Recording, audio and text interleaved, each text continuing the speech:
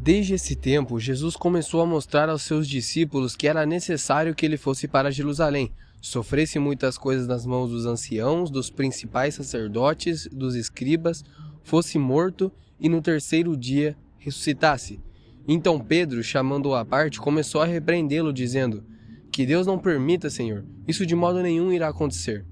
Mas Jesus, voltando-se, disse a Pedro: "Saia da minha frente, Satanás. Você é para mim uma pedra de tropeço, porque não leva em consideração as coisas de Deus, e sim as dos homens." Aqui o tema é o mesmo do vídeo anterior. Quando Jesus fala das coisas do céu, as pessoas pensam nas coisas da terra.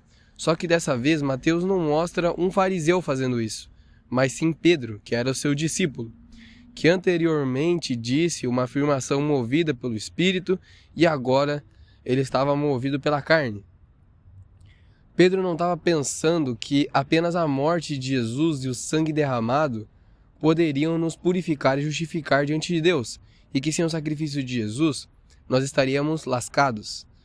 Pedro não queria aceitar a verdade vinda dos céus, estabelecida por Deus, verdade essa estabelecida desde a eternidade, porque ele estava pensando que ele ia perder alguma coisa importante, um amigo, um mestre, um conforto que ele tinha, sabendo que Jesus sempre tinha a resposta para tudo.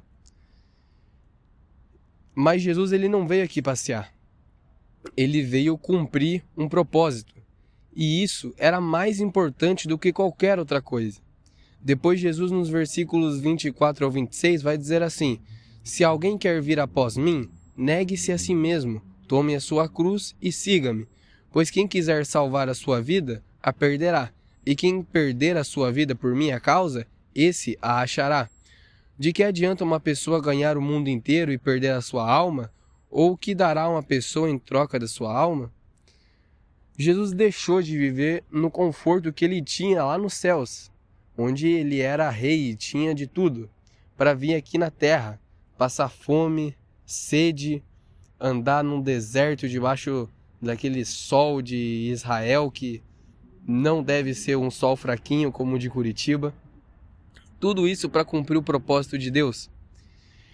Isso pode servir para nós também, que temos um chamado de Deus e a gente deixa de viver esse chamado por causa do conforto das coisas do mundo.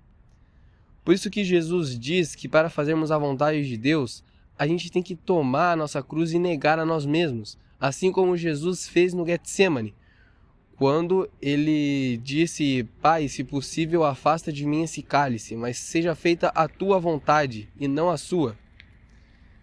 Jesus não queria passar por aquele sofrimento, mas ele preferiu fazer a vontade do Pai, mesmo sabendo que ele seria humilhado e que seria um sofrimento imenso. Quem deixa de fazer a vontade de Deus para viver no mundo não ganha nada, na verdade só perde. Muitos acham que ficar rico, ter fama ou ser bem-sucedido é um ganho, mas às vezes pode ser uma maldição. Às vezes a fama e a riqueza são uma desgraça espiritualmente. A pessoa começa a viver apenas por isso, apenas pelas coisas do mundo, e acaba deixando a Deus de lado. Esse é o que quer salvar a sua vida, porque tem apego às coisas daqui, mas na verdade ele perdeu a sua vida. Efésios 4, versículo 11 vai dizer: "Ele designou alguns para apóstolos, outros para profetas, outros para evangelistas, outros para pastores e mestres." E deixando um pouco o lado teológico dessa fala e entrando mais na aplicação, quantos apóstolos, profetas, pastores e mestres estão fugindo do chamado porque o seu foco não estão nas coisas de Deus?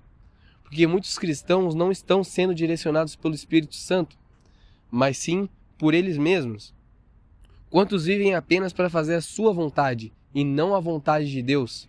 Às vezes você até sabe que você tem um chamado, você até sabe qual é o seu chamado e você nega esse chamado.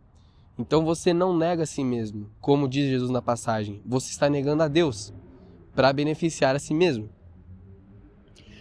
Eu, por exemplo, se quisesse ganhar dinheiro, seria melhor eu fazer vídeo de outro assunto e não de estudo da Bíblia, porque esse não é o tema que gera mais likes e visualizações. E eu quero sim fazer coisas para mim também. Mas eu entendo que eu tenho que ensinar a palavra de Deus e que eu não posso deixar fazer isso. É a minha responsabilidade como cristão. É a vontade de Deus para mim. Eu deixo com vocês o exemplo do Elvis Presley, que recebeu uma bela e angelical voz de Deus. E foi com essa voz que ele começou a cantar na igreja, louvando a Deus, assim como muitos outros artistas começaram. Porém, ele achou que seria melhor usar o dom dele apenas para enriquecer e ficar famoso. Ele se afastou de Deus e, como consequência, ele morreu entupido de drogas, em uma situação não muito boa. Ele pensou que ele estava ganhando a vida, mas na verdade a perdeu. E não no sentido de morrer porque ele morreu, porque a morte vai chegar para mim, para você, para o Elvis Presley, para qualquer pessoa, mas morto espiritualmente, que é pior do que a morte da carne. E por fim, nos versículos 27 e 28, Jesus vai dizer: porque o Filho do Homem há de vir na glória de seu Pai, com os seus anjos, então retribuirá cada um conforme as suas obras.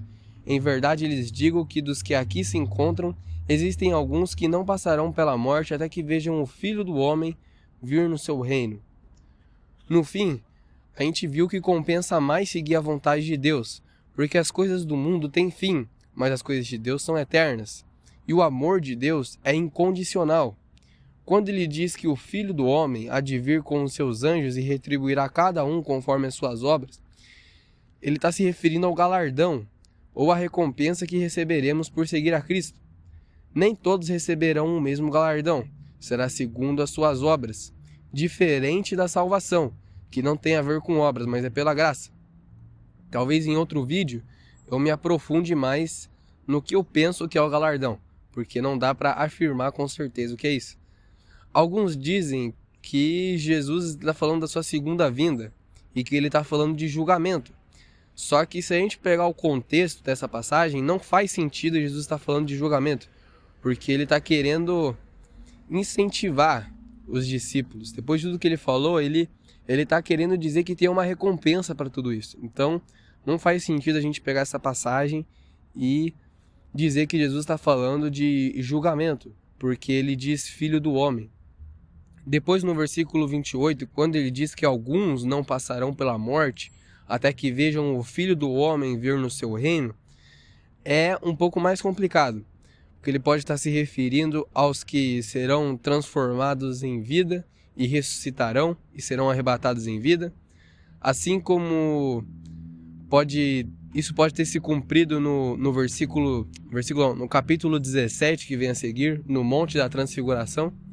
Esse é o mais seguro, ou quando João mesmo viu o Apocalipse. Mas o que realmente importa é que se a gente seguir a Jesus, tudo vai valer a pena. Não só quando a gente estiver no céu. Isso vai ser a plenitude do valer a pena. Mas aqui na terra também vale muito a pena.